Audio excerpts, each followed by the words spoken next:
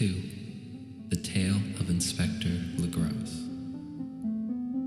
The older matters which had made the sculptor's dream and bas-relief so significant to my uncle formed the subject of the second half of his long manuscript. Once before, it appears, Professor Angel had seen the hellish outlines of the nameless monstrosity, puzzled over the unknown hieroglyphics, and heard the ominous syllables which can be rendered only as Cthulhu. And all this in so stirring and horrible a connection that it is small wonder he pursued young Wilcox with queries and demands for data. This earlier experience had come in 1908, 17 years before, when the American Archaeological Society held its annual meeting in St. Louis. Professor Angel, as befitted one of his authority and attainments, had had a prominent part in all the deliberations and was one of the first to be approached by the several outsiders who took advantage of the convocation to offer questions for correct answering and problems for expert solution. The chief of these outsiders, and in a short time the focus of interest for the entire meeting, was a commonplace-looking, middle-aged man who had traveled all the way from New Orleans for certain special information unobtainable from any local source. His name was John Raymond Legrasse, and he was by profession an inspector of police. With him he bore the subject of his visit, a grotesque, repulsive, and apparently very ancient stone statuette, whose origin he was at a loss to determine. It must not be fancied that Inspector Legrasse had the least interest in archaeology. On the contrary, his wish for enlightenment was prompted by purely professional considerations. The statuette, idol, fetish, or whatever it was, had been captured some months before in the wooded swamps south of New Orleans during a raid on a supposed voodoo meeting, and so singular and hideous were the rites connected with it that the police could not but realize that they had stumbled on a dark cult totally unknown to them, and infinitely more diabolic than even the blackest of the African voodoo circles.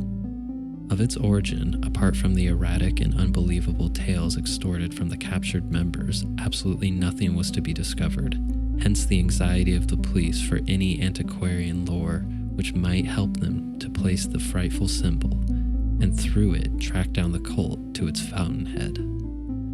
Inspector Legrasse was scarcely prepared for the sensation which his offering created. One night of the thing had been enough to throw the assembled men of science into a state of tense excitement, and they lost no time in crowding around him to gaze at the diminutive figure whose utter strangeness and air of genuinely abysmal antiquity hinted so potently at unopened and archaic vistas. No recognized school of sculpture had animated this terrible object, yet centuries and even thousands of years seemed recorded in its dim and greenish surface of unplaceable stone.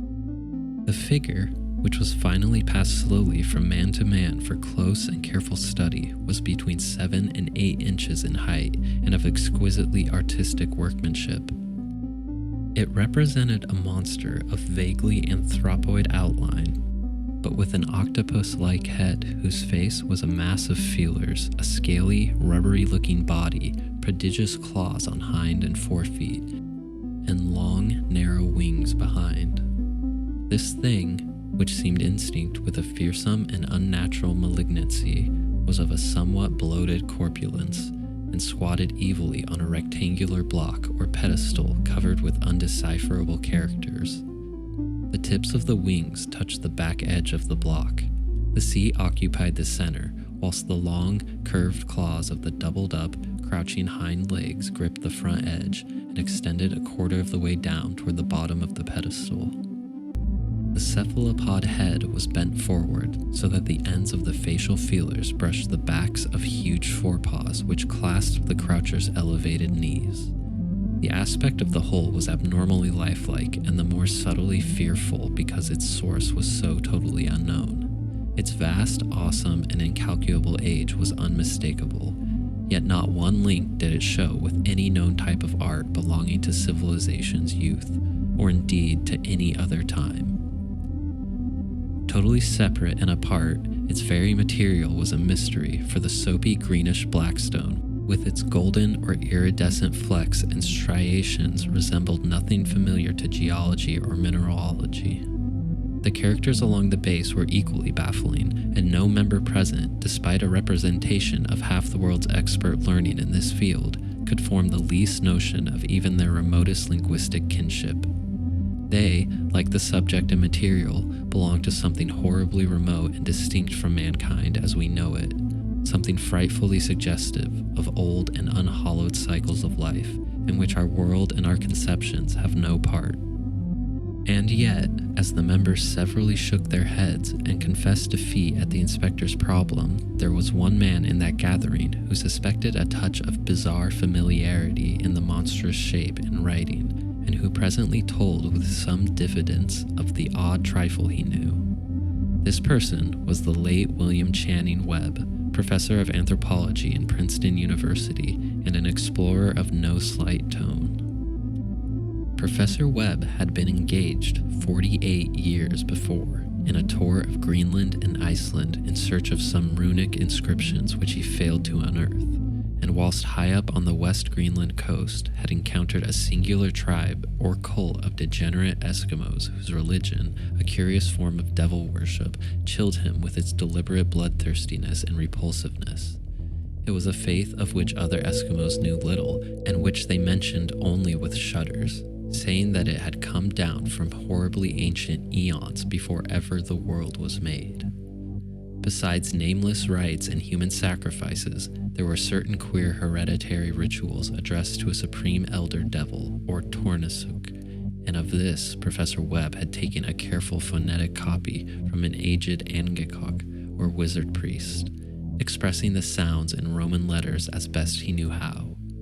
But just now, of prime significance was the fetish, which this cult had cherished and around which they danced when the aura leaped high over the ice cliffs.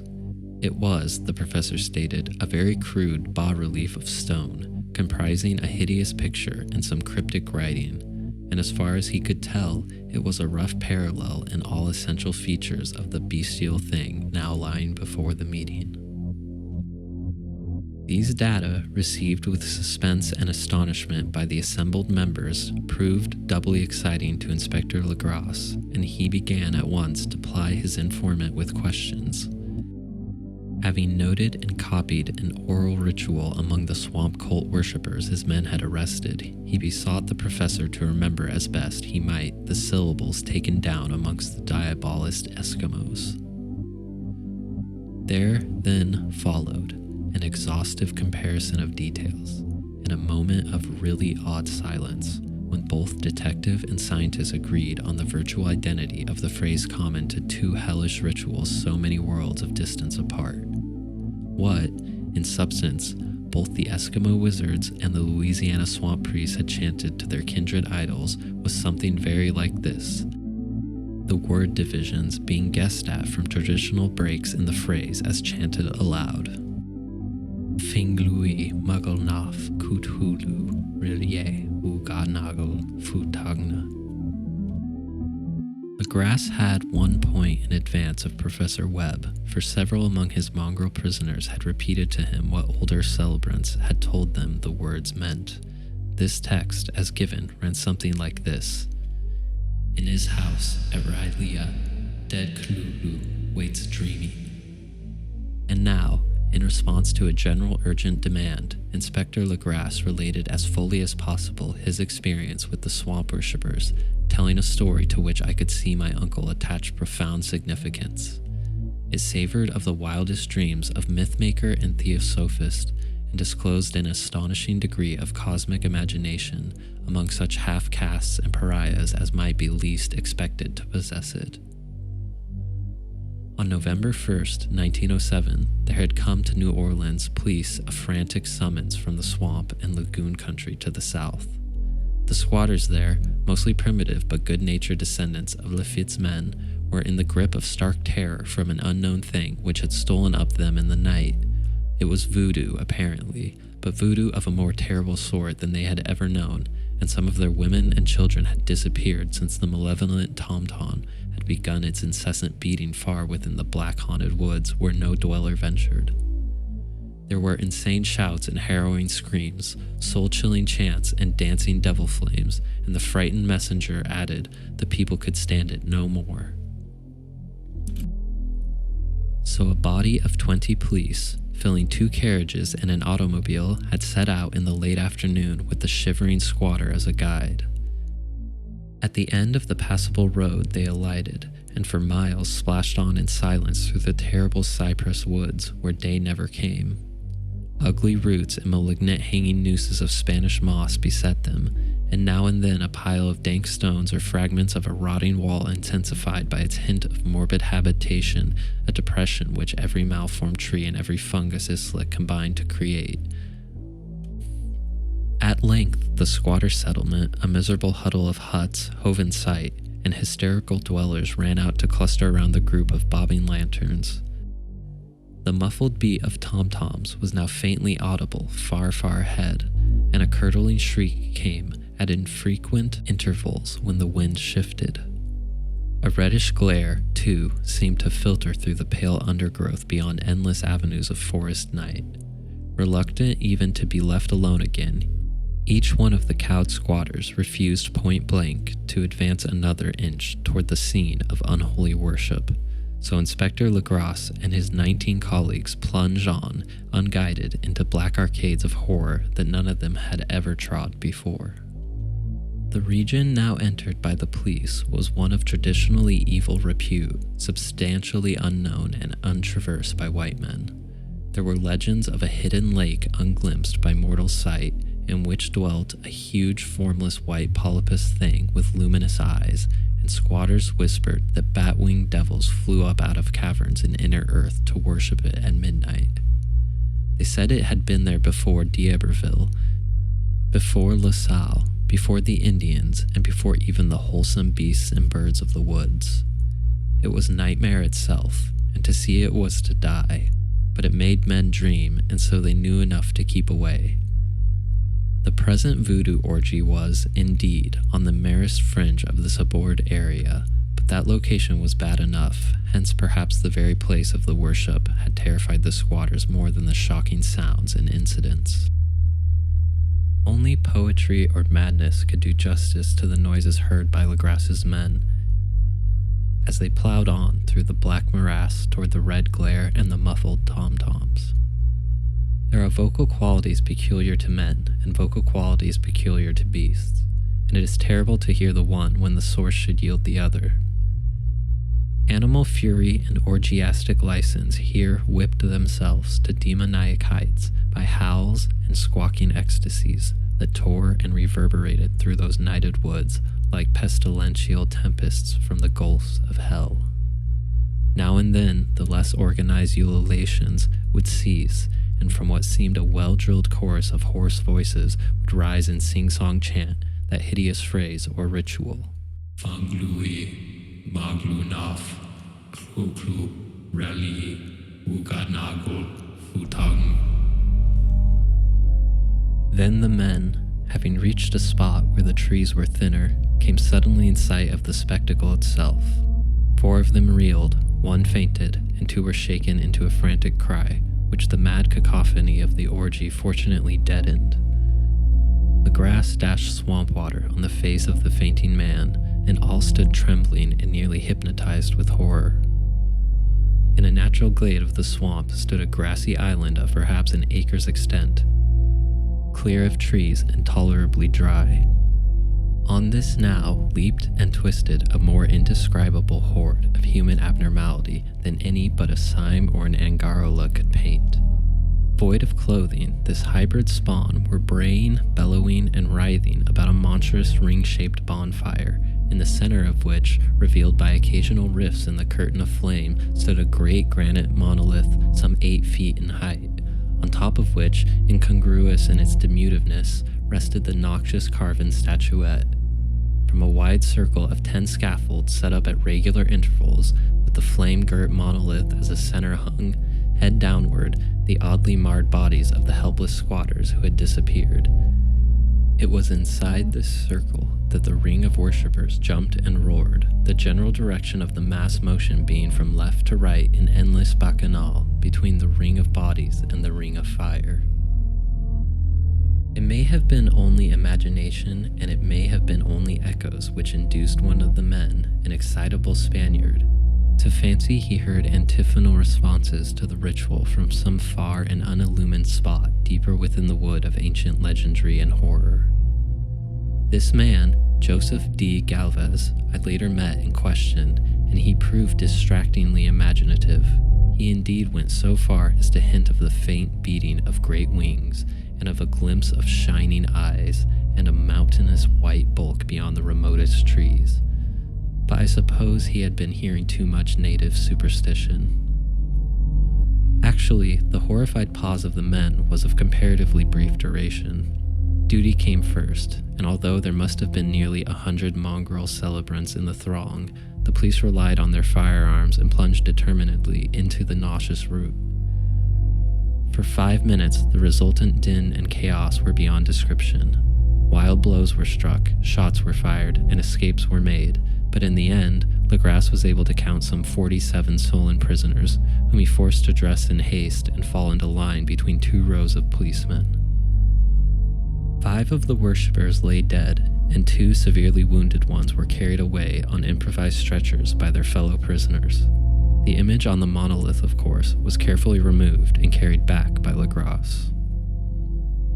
Examined at headquarters after a trip of intense strain and weariness, the prisoners all proved to be men of a very low mixed-blooded and mentally aberrant type. Most were seamen, and a sprinkling of black men and mulattoes. Largely West Indians or Brava Portuguese from the Cape Verde Islands gave a coloring of voodooism to the heterogeneous cult. But before many questions were asked, it became manifest that something far deeper and older than fetishism was involved. Degraded and ignorant as they were, the creatures held with a surprising consistency to the central idea of their loathsome faith. They worshipped, so they said, the great old ones who lived ages before there were any men, and who came to the young world out of the sky.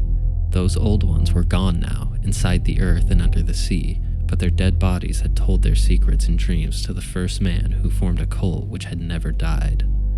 This was that cult, and the prisoners said it had always existed and always would exist, hidden in distant wastes and dark places all over the world until the time when the great priest Cthulhu, from his dark house in the mighty city of Rylea under the waters, should rise and bring the earth again beneath his sway. Someday he would call, when the stars were ready, and the secret cult would always be waiting to liberate him.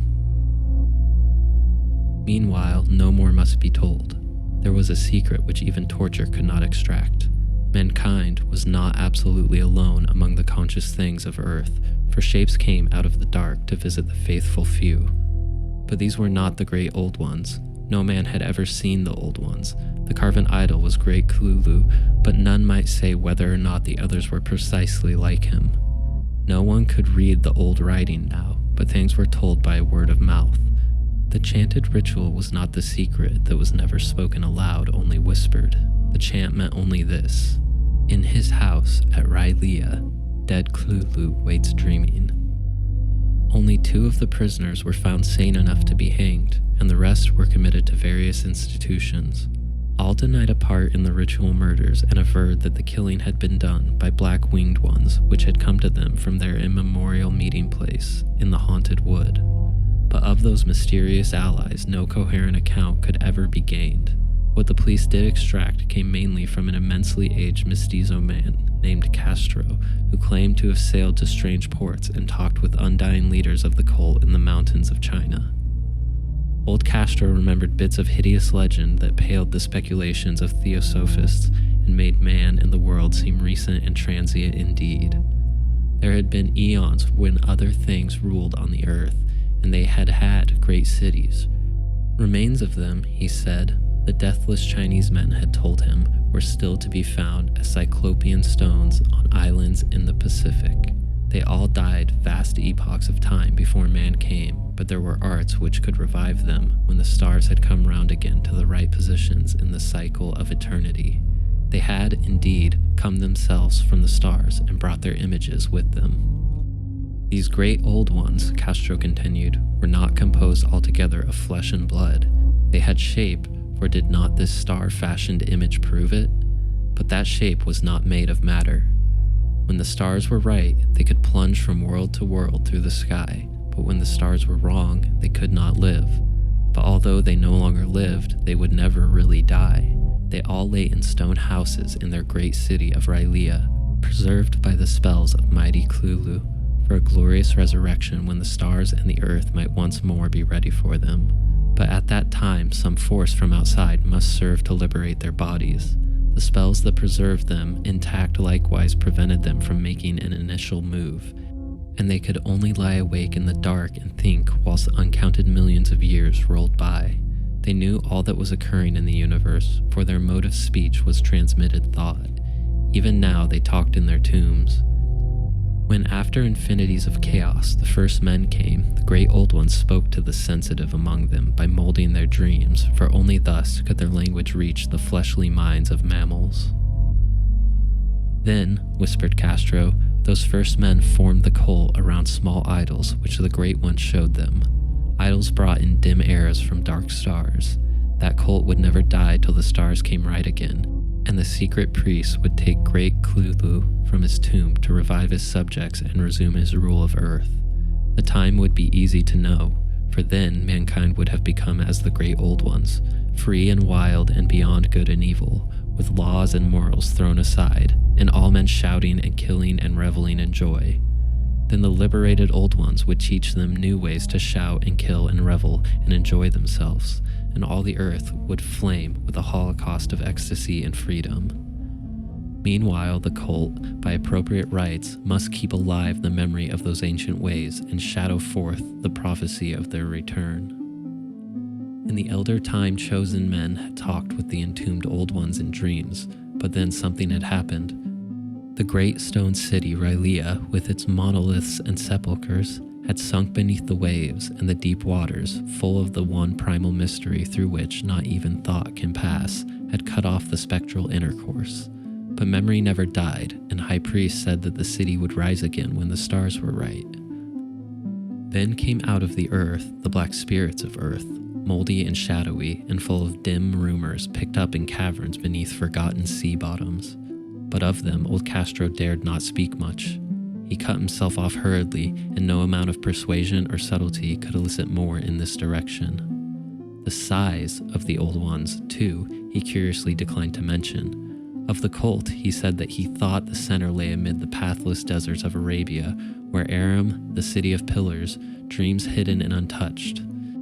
It was not allied to the European witch cult, and was virtually unknown beyond its members. No book had ever really hinted of it, though the deathless Chinaman said that there were double meanings in the Necronomicon of the mad Arab Abdul al-Hazred, which the initiated might read as they chose, especially the much-discussed couplet, "That is not dead which can eternal lie, and with strange eons even death may die." Legrasse, deeply impressed and not a little bewildered, had inquired in vain concerning the historic affiliations of the cult. Castro, apparently, had told the truth when he said that it was wholly secret. The authorities at Tulane University could shed no light upon either cult or image, and now the detective had come to the highest authorities in the country and met with no more than the Greenland tale of Professor Webb.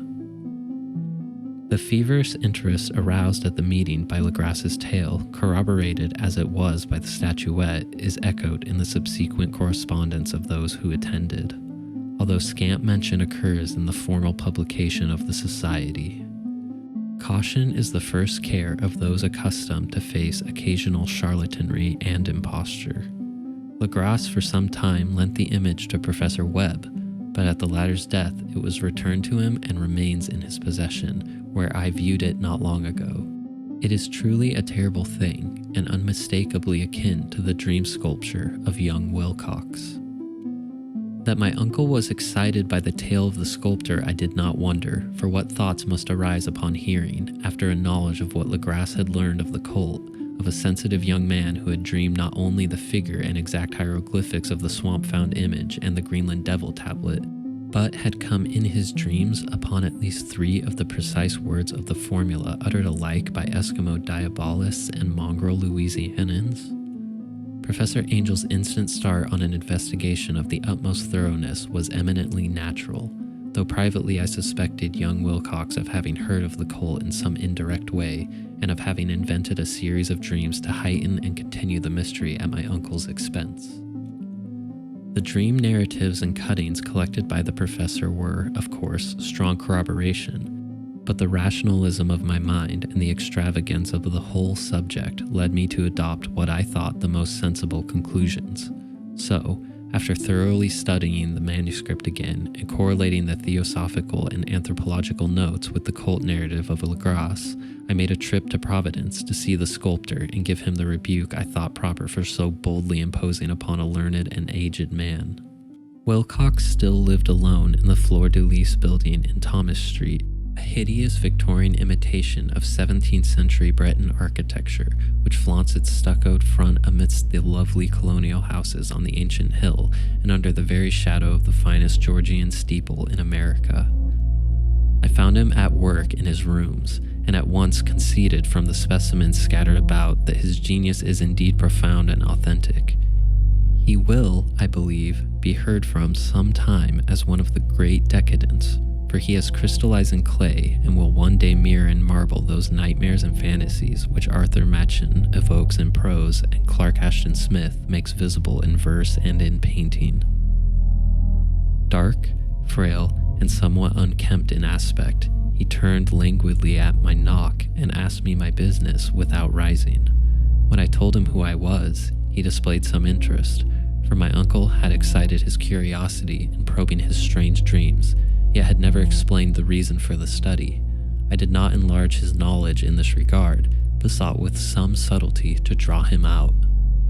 In a short time, I became convinced of his absolute sincerity, for he spoke of the dreams in a manner none could mistake.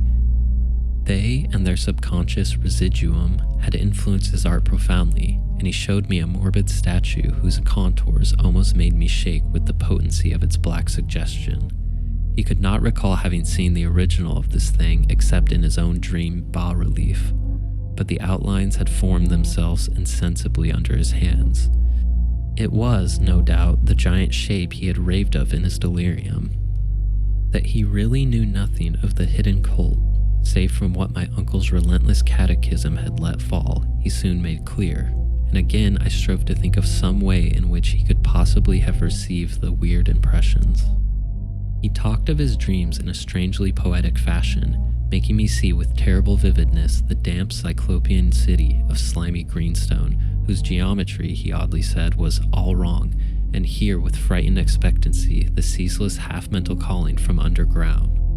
Clu clu fatan, clu clu fatan.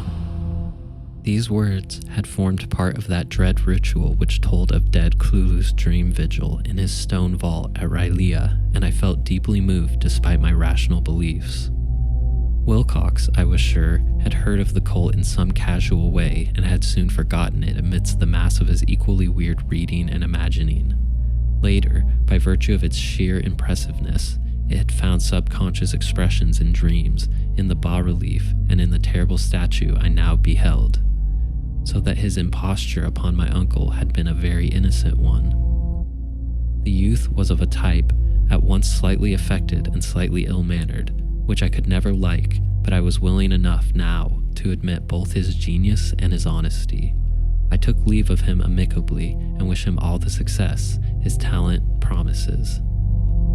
The matter of the cult still remained to fascinate me, and at times I had visions of personal fame from researches into its origin and connections. I visited New Orleans, talked with Legrasse and others of that old-time raiding party, saw the frightful image, and even questioned such of the mongrel prisoners as still survived. Old Castro, unfortunately, had been dead for some years. What I now heard so graphically at first hand, though it was really no more than a detailed confirmation of what my uncle had written, excited me afresh, for I felt sure that I was on the track of a very real, very secret, and very ancient religion whose discovery would make me an anthropologist of note. My attitude was still one of absolute materialism, as I wish it still were, and I discounted with almost inexplicable perversity the coincidence of the dream notes and odd cuttings collected by Professor Angel.